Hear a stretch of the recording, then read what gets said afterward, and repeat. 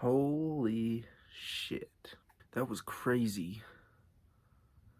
This weekend was insane. Whoa. As you can tell by the title of the video, I'm going to be reviewing Wrestlemania 40. Now, I'll be reviewing both nights. I'll be going through all the matches.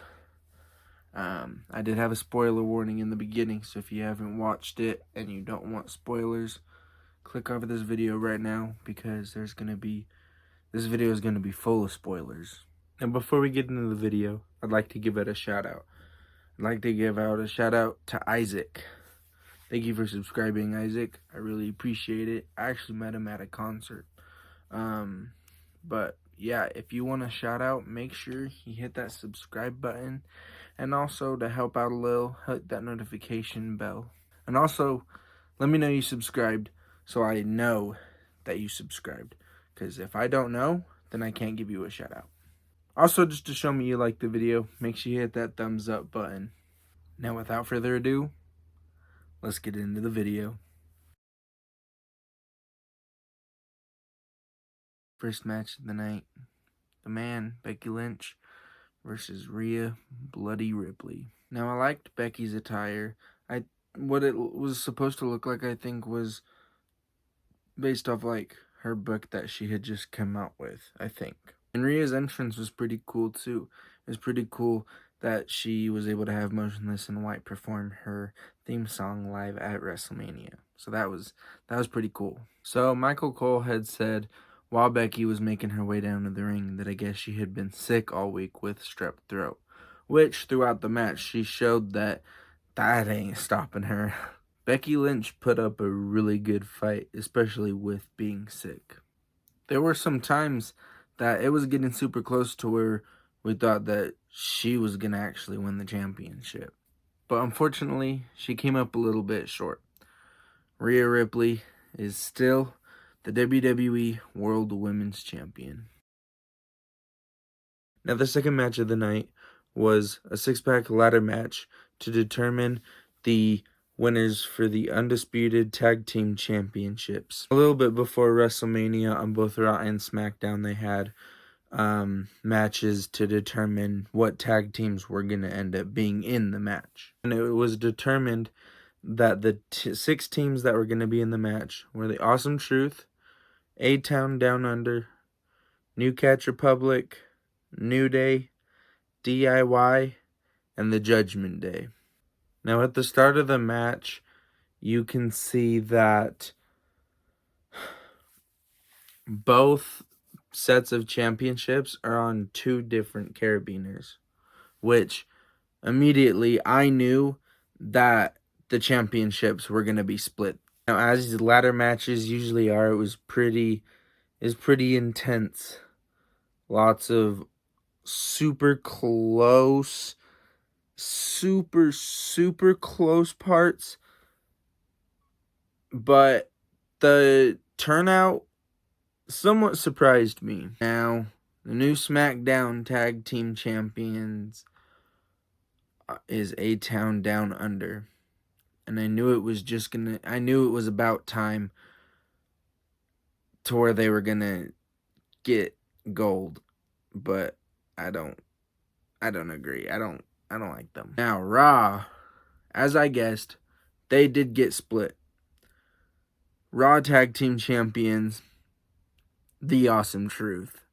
I love that, and I love that R-Truth was the one that was able to get the Tag Team Champions, their Tag Team Championships for them. Not gonna lie, I was hoping one of the sets of championships would be won by The Awesome Truth. I was kind of hoping the New Day or New Catch Republic would win one of the other pairs, but unfortunately, we got A-Town Down Under as SmackDown Tag Team Champions. Now, the next match after that was Rey Mysterio and Andrade versus Dominic Mysterio and Santos Escobar. Now, it was supposed to be Rey Mysterio and Dragon Lee versus Dominic and Santos, but I didn't see SmackDown, but I think Dragon Lee got injured, so Andrade replaced Dragon Lee. First of all, I'm going to add that I loved Rey Mysterio's gear, and I loved Andrade's little skull mask that he had. Now, as it's a Rey Mysterio match and Dominic and everything, there's a lot of high flying. It's really cool. There was even a part where Rey Mysterio got on Andrade's arms and they jumped off the turnbuckle right onto Dominic and Santos. I loved when Joaquin Wilde he got up on the apron and yelled, "Let's make a Wrestlemania moment," and fucking flew onto Berto and Angel. And I'm not a fan of the Philadelphia Eagles, but of course with WrestleMania being in Philadelphia, you knew that Jason Kelsey and Lane Johnson were going to be there. And if you couldn't tell, they are on the team of Rey Mysterio and Andrade, which they ended up winning. They beat Dominic and Santos. After that, you knew it was time for Uso versus Uso. First of all, I like what they did with Lil Wayne, especially the little segment that him and Jey Uso had on Raw the week before. I like what they did, having him have like a little mini concert, coming out to a Millie, and then a little like thunder or whatever, and then Jay comes out and he's all hyping him up, walking him down to the ramp, and then like going along with his entrance music and hyping him up more and stuff. I thought that was pretty cool. And then Jimmy comes out and he's looking all blingy and stuff, all shiny. His clothes are all shiny. Even his shoes were shiny. I thought that was cool. His gear was badass. Now this is a match I've been waiting for forever. Like, ever since like they had the little segment where Jay supposedly left Raw or left WWE, and then not too long after made his debut on Raw, basically like starting new. I knew that like even at like SummerSlam, I think it was, yeah, when they had their match, and then when Jay and Roman had their match, and then Jimmy like interfered or whatever and turned on Jay, I knew they were building something up for WrestleMania. One thing I liked about the actual match itself was a little yeet, no yeet back and forth. When Jay would hit Jimmy, the crowd would yell yeet. When Jimmy would hit Jay back, the crowd would yell no yeet. So it was kind of just a little yeet, no yeet, yeet, no yeet. I thought that was pretty funny because of the whole Jimmy's whole thing is no yeet because Jay's whole thing is yeet, and they're like going back and forth, head to head, and all that. So that playing into the whole yeet no yeet situation was pretty cool. And then also when Jimmy's like this on the turnbuckle in the corner, and Jimmy super kicks him in the head super hard. Oh, I saw that, and as soon as that happened, I was like right against the turnbuckle too. And then proceeds to super kick him again, but then decides last second, nah, because Jimmy was on the ground holding his hand out like this, and then he started apologizing and being all like, being all apologetic and stuff, and trying to convince Jay that I'm sorry for everything I've done, I'm sorry for turning on you, blah blah blah blah blah. And I don't know what Jay was thinking. It was probably just the brotherly instinct, but Jimmy holds his hand out to have Jay help him up, and Jay reaches his hand out to help Jimmy up, and Jimmy kind of stumbles down, but then finally brings him up, and then proceeds to super kick Jay in the head. And at that point, I was like, I saw that coming from a mile away. And after all the fun and all the action and all the like just mind-boggling of watching Uso versus Uso, and after all the hard work that Jimmy put in to try and come out on top, he unfortunately was not successful. So the winner was main event, Jey Uso. He had proven that he's a better Uso. That's for sure. Yeet! Now this next match, as the weeks went on, I was kind of expecting as they kept going by. But it's Jade Cargill and Bianca Belair and Naomi versus Damage Control. Now, Jade, Bianca, and Naomi's entrance, I thought that was super badass. Where all the lights were turned off and everything, and then the camera, you just see Naomi with her, as usual, glow gear or whatever, and then Bianca is all with her hair twirling it in a circle like a helicopter, and Jade kind of has her arms out. They're all a little podium, and it starts coming down and everything. The whole thing I just thought was really badass. Now, seeing Jade Cargill wrestle again since Royal Rumble was really cool, because seeing her in WWE, she hasn't had much going on like in the ring. She's only had 2 matches, and one of them was the Royal Rumble, which was okay, but it wasn't the best. It seemed like she had forgotten some things. But Wrestlemania definitely made up for it. She comes in, gets tagged in by Bianca, and she just starts taking down Damage Control. Now, Bianca definitely took her anger out on Damage Control, because she's had a Damage Control for a while. She's had it for at least a couple years, I think, if I can remember correctly. But yeah, she's been having problems with them forever. And whether you like it or you don't like it, the 3 badasses with the badass entrance came out on top. Yes, I'm talking about Jade Cargill, Naomi, and Bianca Belair. Also, look, I got a cute little friend to come and join us. Sammy versus Gunther was a match I was kind of excited to see. Despite everything in the past, Sammy really pushed through, and actually, this match was probably one of my favorites. A lot of beating from Gunther and still kicking out of a lot of pinfalls that I thought he wasn't going to be able to kick out of, but Sammy wasn't wanting to give up. That's for a fact. Gunther really showed that he wasn't wanting to give up that title either. So this match, they were really going head to head. And in the end, the ring general Gunther, after 666 days, was dethroned by Sami Zayn. We have a new Intercontinental Champion.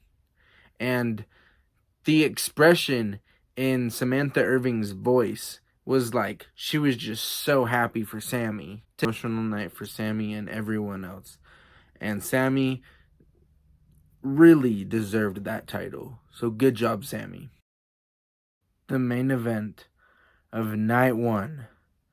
Cody Rhodes and Seth Rollins versus the Tribal Chief, Roman Reigns, and the final boss, The Rock.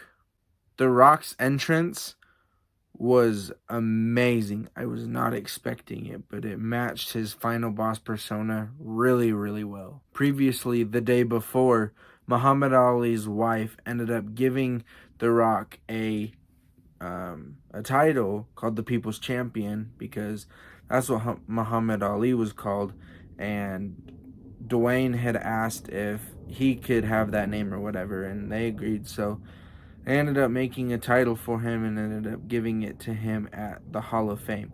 So he had that with him as well. Seth came out in his funny looking gear and everything. I thought Cody's little coat was cool and liked the little logo he had on the back of it.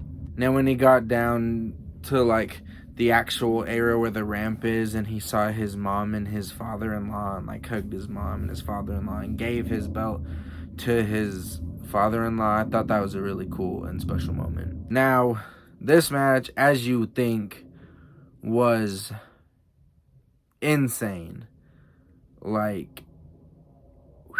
It was one crazy tag team match, for sure. Now, for those of you that don't know, and if you don't know, you probably just don't watch WWE, but Dwayne Johnson is now on the board of TKO, which is WWE's now parent company with UFC. It's both WWE and UFC's parent company. And so he's up on the board for the parenting company. And so technically he's like everyone in UFC and everyone in WWE's boss and everything. And so he was telling the ref that if he counted that he was fired. Seth Rollins ended up injuring himself, and he ended up getting injured. And at that point I was like, yeah, now I know that we're going to have a new World Heavyweight Champion tomorrow. And this match was to determine the stipulation for the next day for Cody Rhodes and Roman Reigns' match. If The Rock and Roman beat Cody and Seth, then it was going to be under Bloodline rules. But if Cody and Seth won, then it was just going to be a typical tag team match. Now, unfortunately, things don't always seem as easy as they are. The final boss, The Rock and Roman, ended up beating Cody and Seth, which then made the stipulation for Cody versus Roman Bloodline rules. Now, The Rock, a little while back, when he had first issued the challenge for the tag team match or whatever, he said that if it was Bloodline rules, then The Rock was going to do, everything in his power to make sure that that title stays away from Cody Rhodes. Another thing I wanted to mention was I thought it was funny when Roman accidentally speared The Rock, because then The Rock was like, what the fuck? Why'd you just do that? But I was kind of expecting something like that to happen. I was like, something's gonna happen between The Rock and Roman. Ain't no way it's not. I knew something was gonna happen, but when it happened, I started laughing my ass off, because I was like, that's what you get. Before we get into night 2, or the first match of night 2, I just want to say I like that Stephanie McMahon finally made appearance on WWE TV after a long time of being gone. Like, she went on a hiatus for a while just because of everything with the whole Vince McMahon stuff going on and just all that, everything. But we're in a new era and stuff's changing. Stephanie McMahon is back. Now, Seth Rollins and Drew McIntyre. This match I've been anticipating for a while. I like that they both didn't do simple entrances. They both had bigger entrances. Seth, again, being goofy with his entrances and stuff. I love how he had everyone running around there, walking around the ring for a little while his entrance music was playing. Now, as soon as that bell rung, Drew McIntyre ran at Seth and hit him with a Claymore. So you knew right from the start that he wanted that belt bad. But Seth, fortunately, ended up kicking out. I love while Seth was on the ground and Drew was talking smack to CM Punk, he was just talking smack back with his little headset on. Rollins, which reversed McIntyre's move and ended up hitting him with a pedigree, which in turn ended up hurting his knee more. Drew hitting Seth Rollins with another Claymore kick, pins him. 1, 2, 3. And Drew McIntyre becomes the new WWE World Heavyweight Champion. Then, while celebrating, he goes over to the announce tables, over to the commenters tables, and he just starts, just talking more smack to CM Punk or whatever. And CM Punk is supposed to be injured. CM Punk is a guest announcer, a guest commentator for this match. And so he's got a brace and everything on his arm. He takes it off and starts beating Drew with it, as he's not injured anymore, because Drew had injured him back at the Royal Rumble. But yeah, CM Punk's not injured anymore. And so as he's beating Drew McIntyre up, Damian Priest's music hits, and Damian starts running down that ramp, and he goes to cash in his money in the bank, and then he throws McIntyre into the ring, hits him with the South of Heaven, and then pins him for a 3 count. And then all that hard work and everything that Drew McIntyre worked for died in like 5 minutes. So now Damian Priest is now senior WWE World Heavyweight Champion instead of senior Money in the Bank. Also, I love Damian Priest's outfit, and I love that like all the Judgment Day kind of matched with the black, purple, and red. I liked all the flames on his gear and stuff too. Second off, we had Bobby Lashley and the Street Profits versus the Final Testament, and with special guest referee Bubba Ray Dudley. When his music started playing and he came out and everything, I was getting so hyped because I love the Dudley Boys. I've liked this rivalry so far. It's been pretty interesting. I like that Karrion Kross brought back AOP. They've been out for a while, because I mean, last time I remember them was when Seth Rollins did his Monday Night Messiah gimmick, and then after that they kind of disappeared for a while. But now they're back and they're doing the Final Testament thing, which I like that whole thing. One thing I loved most about it is they had fucking Snoop Dogg as a guest commentator for the match. There was one part of the match where Razor and Akam just started going ham with the kendo sticks on Bobby Lashley and the Street Profits. Montez Ford had even gotten to the top of the turnbuckle, jumped, and Karrion Kross swung the kendo stick right into his gut. Another thing I love about the Final Testament is they brought back Paul Ellering. Now, for those of you who are unfamiliar with Paul Ellering, he was the manager for the Road Warriors back in the day. I love the part where Bobby Lashley, Montez Ford, and Angelo Dawkins are all slapping each other and everything.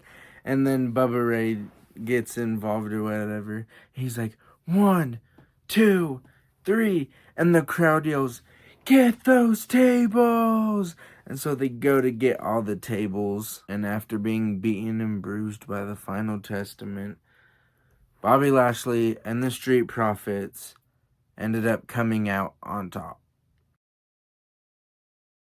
Now, LA Knight and AJ Styles.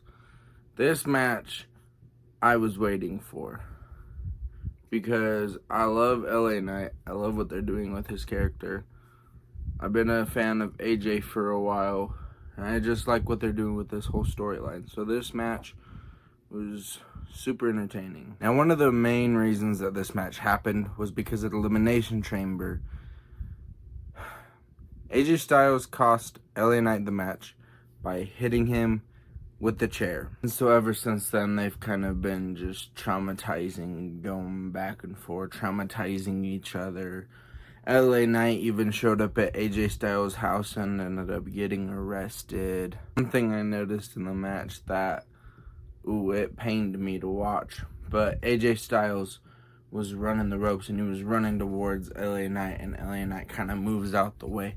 And he kind of just tumbles over the ropes. But one thing about this match was LA Knight was low-key kind of whooping AJ Styles' ass like the entire match.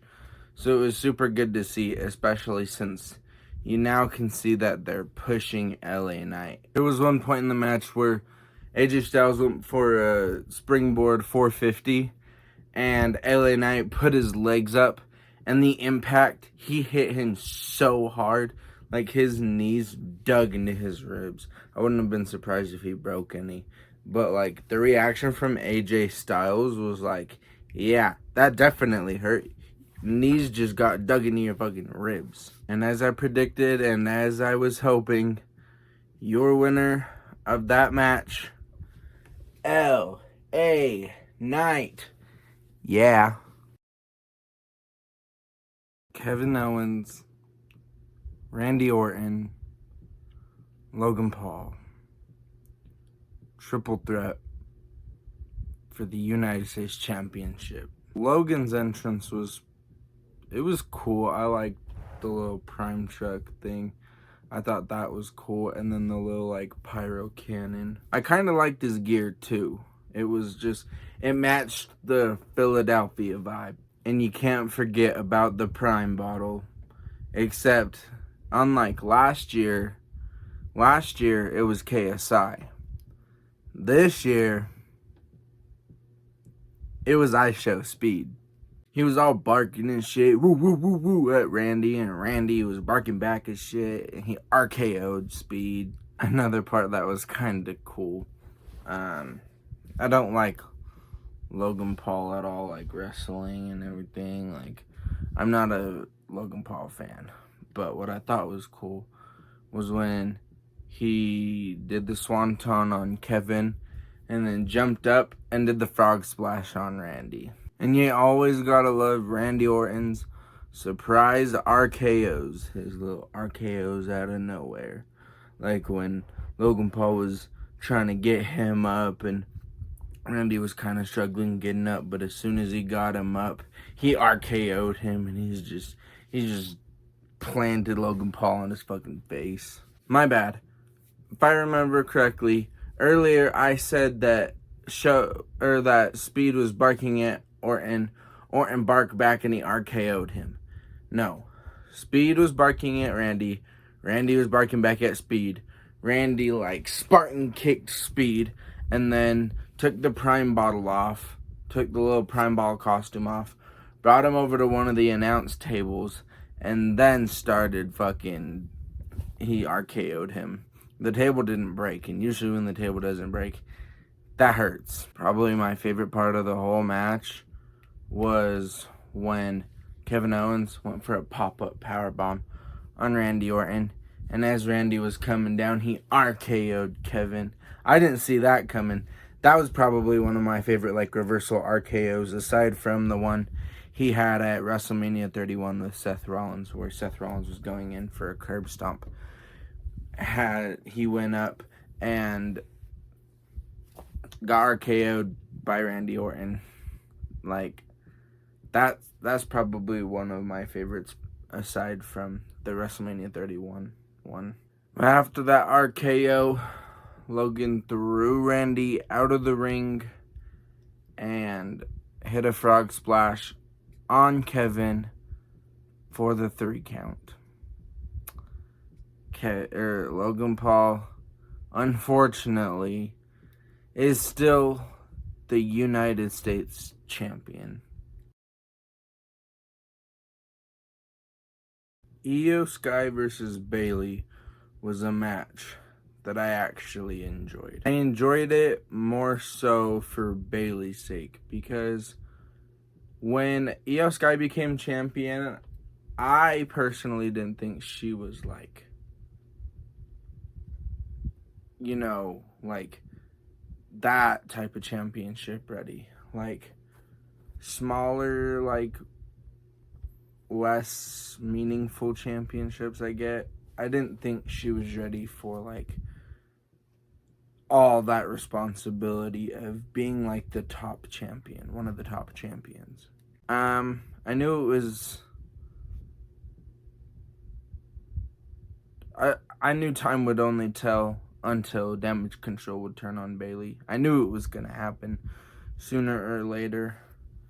And even the Dakota Kai thing, where Dakota Kai, they had a little tag team match, and Dakota kind of, well, she did turn on Bayley.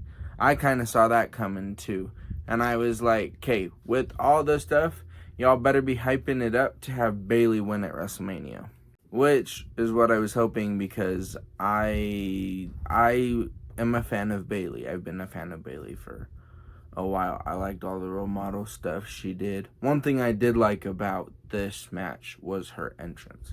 Her entrance was pretty cool, and like her little coat and her wings. I thought that was really badass, and just the whole Egyptian type theme. What kind of surprised me was when Bayley ended up hyperextending something in her knee or whatever, and still was able to throw Io over for that belly to belly. I was like, because she was still hopping around on it before. I was surprised when she was able to pull it off, because I was like, I wouldn't be able to. If I hyperextended something in my knee, especially where I'm hopping around. And after all the trouble and all the drama, all the beatings, all the deception, just everything Damage Control had put Bayley through, Bayley overcame everything and defeated Io Sky to become the new WWE Women's Champion. It is now time for the main event of Night 2. The match everyone was looking forward to. The rematch of Cody versus Roman. Now, I just want to say this before we do anything. I love Cody Rhodes' little entrance. The little pre-entrance thing he did before. Right beside me, you can see a mask. And under that mask is Cody Rhodes. That mask that he has on, for those of you that don't know, that's what his logo is supposed to be. So it's a skull with a crown or whatever, some horns, and wings. But I thought that was really cool, and I thought it was nice that Brandy did the entrance with him as well. Another thing I'm gonna say is I loved the match. It was a really good match, but I think The Rock hyped it up a little too much because he was saying he's gonna do everything he can to make sure Cody doesn't win the title. He didn't really do much. He didn't do like anything the whole match. And of course the bloodline has to get involved.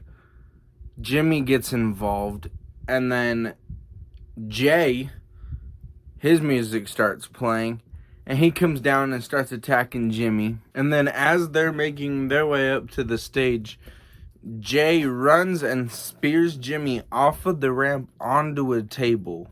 Solo's kind of walking around the ring, and all of a sudden, John Cena's music starts playing, and John Cena runs down to the ring and starts attacking Solo after Solo had put him out.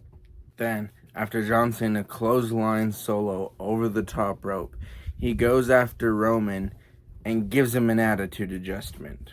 After John Cena had given Roman Reigns an attitude adjustment, he went outside and grabbed Solo, and he did an attitude adjustment to Solo on the announce table. And right after, The Rock comes out.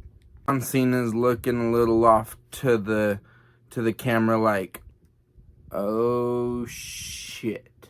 And they both get into the ring, and they're just standing across from each other. One side you got The Rock, one side you got John Cena.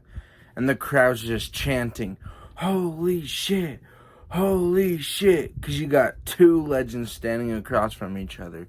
Two legends that have stood in the ring together before and are now, once again, doing it again.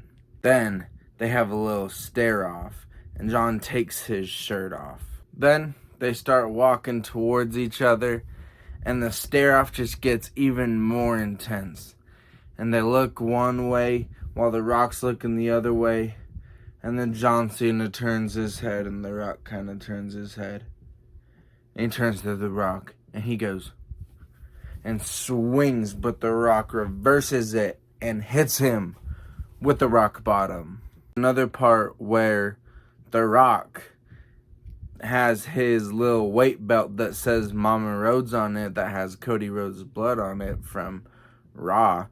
And he's standing, Cody Rhodes on all fours, and he's standing about to hit him. And all of a sudden, you hear the Undertaker's little gong. The crowd just starts going fucking nuts. Then the lights go out. Then the lights come back on, and The Rock's looking more towards the stage, and he's all yelling because he thinks the Undertaker's gonna come from there. When, little does he know, the Undertaker's right behind him, and he kind of is like looking, and he turns around and sees the Undertaker, and he looks at him, and he's like, oh shit. And the Undertaker just grabs him and choke slams The Rock. But a little bit before, backtracking a bit, before the Undertaker had come out, Seth Rollins decided, I know how to take out Roman Reigns. I'm going to trick him. So the Shield music starts playing, and Seth Rollins comes out in the Shield outfit. For those of you that are longtime WWE watchers, back in like 2014, 2015, Seth Rollins betrayed Roman Reigns by hitting him in the back with a chair, excluding himself from the Shield. And so at WrestleMania, Roman did just that. Grabbed a chair, and Seth sacrificed himself. Roman slammed the chair into the back just so Cody could win. Couldn't remember if the Seth stuff happened before or after The Undertaker. But Cody and Roman were in the ring alone once again. Cody kicks Roman and then goes for one crossroads and lands it. Stands up, picks Roman back up, goes for another crossroads and lands it. Picks Roman up and goes and lands a third crossroads. Also, another thing I'd like to mention is if you listen closely, during the second crossroads, you can yell, or you can hear Paul Heyman like yelling at the top of his lungs, "No! No!" Because he knew that like Cody was gonna land it or whatever, and like he obviously didn't want Roman to lose his championship. But after the third crossroads, Cody goes in. 1, 2, 3. After 4 years, 1,316 days, we actually have a new, undisputed WWE Universal Champion. And as you may have seen and heard in the video at the beginning of this video, Samantha Irvin, her reaction to Cody winning the title was literally so fucking precious. Like, she was just in tears, so excited and shit. And I have a couple theories why I think Roman lost the title. Either one, it was due to the controversy of The Rock taking over Cody Rhodes' spot, with the original plan being The Rock versus Roman Reigns at WrestleMania 40. And like with all the death threats, and I'm sure they felt like they were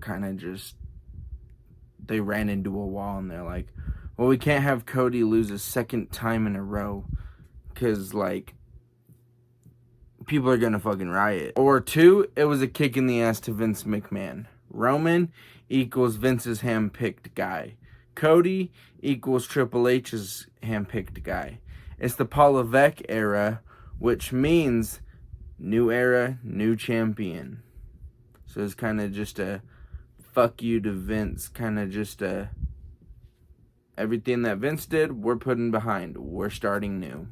But were you Team Roman or were you Team Cody? Let me know down in the comments.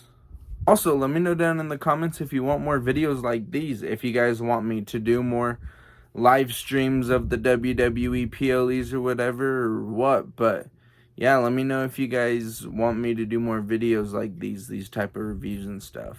Before I end everything, for those of you that haven't seen it, this is what the WrestleMania 40 stage looks like. I thank everyone who watched this, especially if you made it this far into the video. I really appreciate it. I know it was a little different. It's way longer of a video. But if you stayed to the very end, let me know.